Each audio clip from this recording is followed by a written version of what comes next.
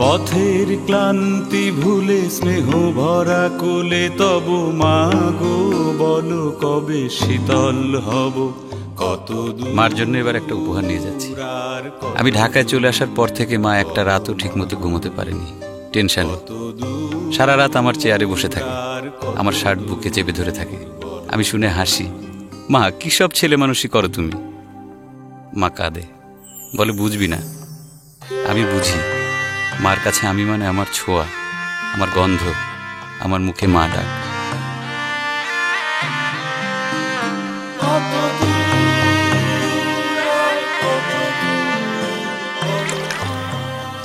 মার জন্য এবার একটা মোবাইল নিয়ে যাচ্ছি। মা এবার অনেক খুশি হবে, যখন ইচ্ছে আমার ডাক শুনতে পাবে। যত দূরেই যাই না কেন, মার কাছে তো থাকা হবে।